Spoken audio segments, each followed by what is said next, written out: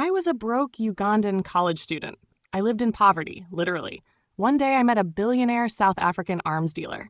He is the man everyone fear. But I fell in love and we are getting married. This is part 3.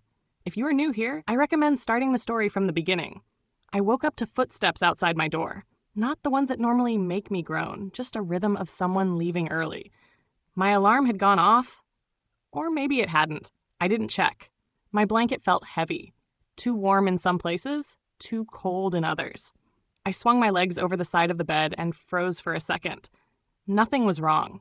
Everything was normal. That was the problem. The toothpaste was too sharp. I swallowed half of it by accident. Shower water switched from hot to cold without warning. I blinked at the mirror. My eyes looked the same. My hair didn't. Damp and limp. I told myself to focus. That was all that mattered. I walked down the corridor, backpack strap digging into my shoulder. A laugh from somewhere down the hall.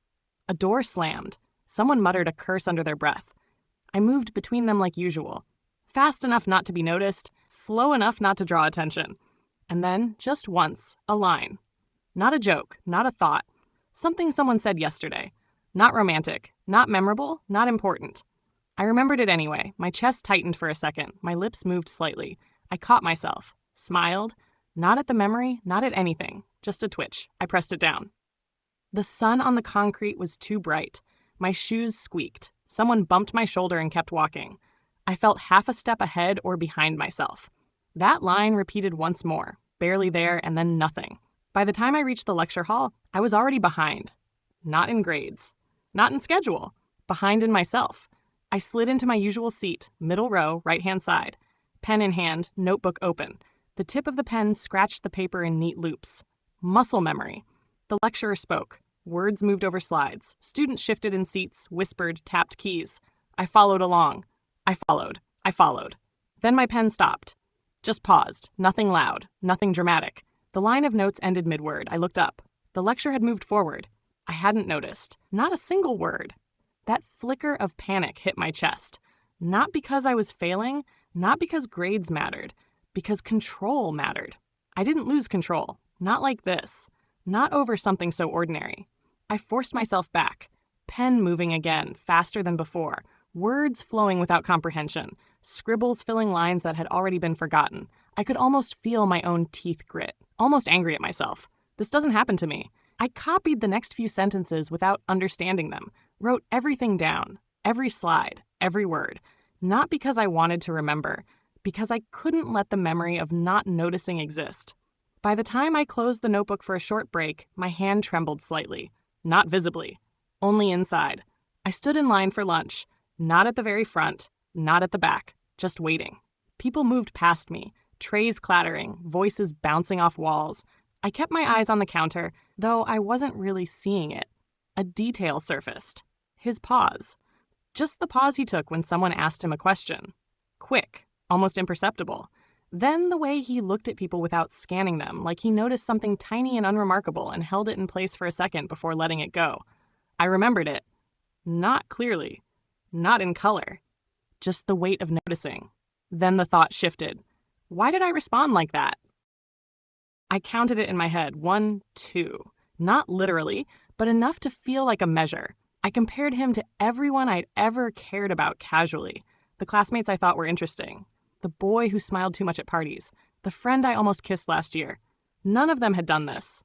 None of them had made me respond like this. The line moved. I moved with it. My tray clanked when I set it down. The smell of fried food rose from the steam. Heat shimmered off the pavement outside, even through the cafeteria windows. Shoes shuffled behind me. Someone laughed. Someone dropped a tray. Someone asked for ketchup. I didn't answer. I realized then that it wasn't about him. Not really. It was about me noticing differently. Noticing carefully. Noticing a little too long. That version of me, I didn't recognize it. Not entirely. I ordered a sandwich I didn't want, just to move the line along. Took a napkin, wiped my hands, kept walking, kept thinking. I didn't have a word for it. I just had the quiet weight of something I hadn't named. The common room smelled like detergent and sweat. Someone's music spilled from a phone on the table, loud, rhythmic. Plastic chairs scraped against the floor.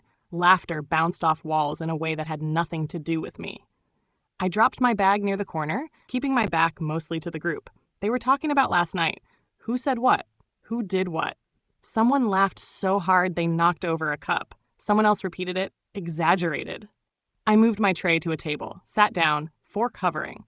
I chewed mechanically, laughed once when a joke landed near me, exactly when it landed.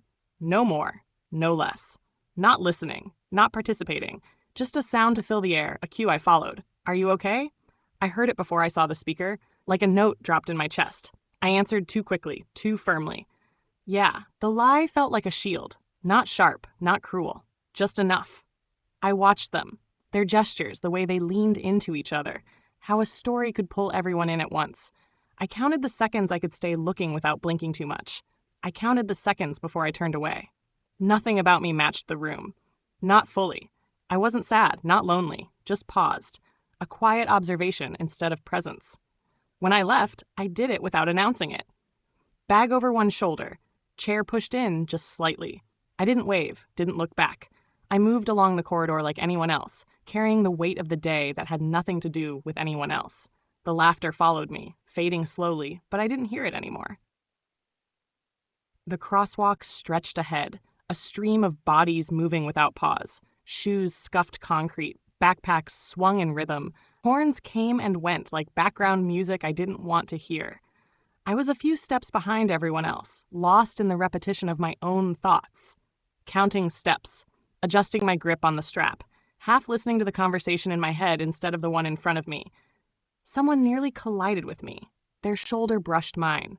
I mumbled sorry before I even processed the movement. Heart ticked faster. Not racing, just alert. The horn sounded again, farther this time. A car passed between us. I felt the wind lift my hair. My backpack nudged against my ribs. Nothing dramatic, nothing dangerous, just too close. I shook my head lightly, as if to clear it. Focus. Look. Step forward. The crossing wasn't emptying fast enough, or maybe I wasn't moving fast enough. I stepped again, foot hitting concrete. Another step. The rhythm returned, but the edge lingered. I told myself, pay attention. Not to them. Not to what might happen. Just pay attention. And I did. Halfway. Enough to keep going, not enough to notice anything else. My foot lifted off the curb before I even realized it. The wind hit my face first. Hot, sudden, like the air had shifted without warning.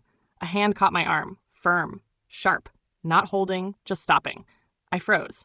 The car roared past, inches from my toes. Metal, rubber, noise compressed into one impossible pulse. Sound bent. Time bent. My chest bent with it. No thoughts came. Not move back, not watch out, not anything I could name. Only the sensation. Pressure on my skin, wind on my neck, my backpack brushing my ribs. Everything paused. Someone's voice reached me. Gentle, quick. Be careful. I nodded. Automatic. Nothing else. Heart ticking uneven, but not racing. Not panic. Just startled. And then the moment was gone. The hand released. The air settled. The car moved forward. I stepped again. Concrete underfoot. Shoulder brushing past a stranger. Step. Another. I kept moving. Not running. Not slow. Just moving. Inside, the feeling lingered. A weight I couldn't name. Not fear. Not relief. Just the quiet knowledge that I had missed something. Something small, unclaimed. And I had noticed it too late. I told myself, focus. Just keep going. I found a quiet corner. The bathroom stall door clicked behind me, soft but final. I sat on the edge of the bench, hands resting on my knees, fingers twisting the hem of my shirt without realizing it. Breath in, breath out, even. Not slow, not fast, just present. The hum of fluorescent lights overhead, a tap dripping somewhere near the sink, faint footsteps outside, life moving around me. I stared at nothing, really nothing. Not the wall, not the floor, not the lock on the door, nothing at all. 3 thoughts spun in rotation, each landing briefly before letting go. This is ridiculous. This is dangerous. This is nothing. I ran each one over in my mind. None of them stayed. None of them felt right. My hands moved again, fingers stretching, gripping, letting go. Slight tremor. Not enough to be seen, not enough to matter. I realized I didn't know what I was processing. Not fear, not relief, not surprise. Just a pull inside, raw and wordless. The bathroom smelled faintly of bleach and damp tile.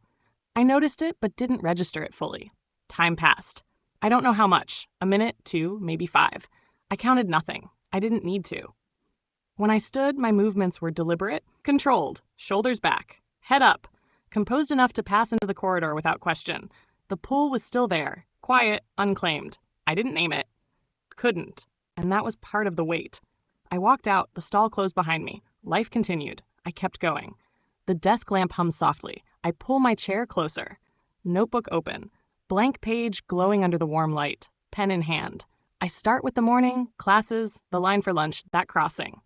Words form slowly, deliberately. I write about the day without writing about him. The scratching of the pen is louder than the distant hum of the campus outside my window. I circle phrases, cross things out, rewrite in small loops. I almost write his name. Fingers pause. Heart doesn't race, doesn't calm, just hangs in the silence between letters. I stop mid-word. The sentence dangles. The page smells faintly of ink and paper. The room smells faintly of night. I notice it, but it doesn't matter. Notebook closed. I leave the pen on top. I sit back, hands folded in my lap.